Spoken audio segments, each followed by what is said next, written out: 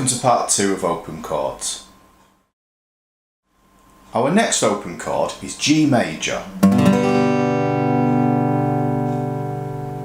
Now G major uses all 6 strings of the guitar, and to play this we're going to put our second finger on the 3rd fret on the very top string.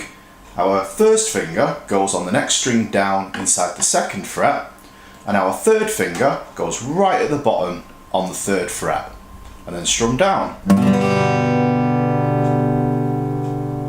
The open strings in this chord are the D string, the G string, and the B string.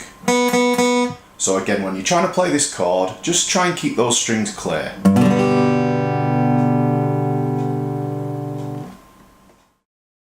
Here's an alternative version of G major that's very common. This is almost exactly the same. The only difference is we put our 3rd finger up on the B string inside the 3rd fret, and our little finger goes on the very bottom. It sounds a little bit brighter, it's a nicer sounding G.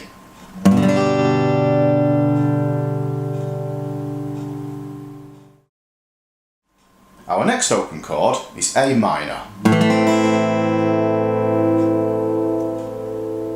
This chord uses 5 strings of the guitar, so again, we're not going to use this top one. To play it, put your 2nd finger inside the 2nd fret on the D string, your 3rd finger on the next string down inside the same fret, and then your 1st finger is up on the 2nd string inside the 1st fret.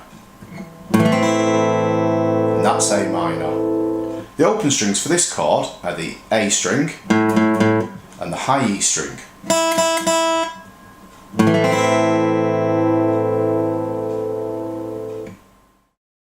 Okay, our next open chord is D minor. Now D minor uses 4 strings of the guitar, so just ignore the top 2.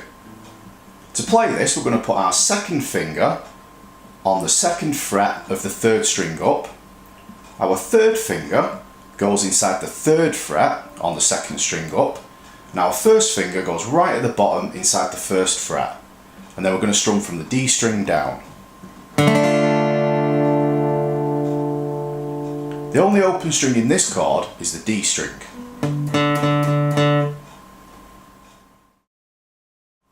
Our final open chord is E minor. Now E minor is one of the easiest open chords to play, and to play it we're going to use all 6 strings of the guitar, and we're going to put our 2nd finger on the 2nd string down inside the 2nd fret. Our 3rd finger goes directly underneath that on the D string, and that's it. All the other strings are open.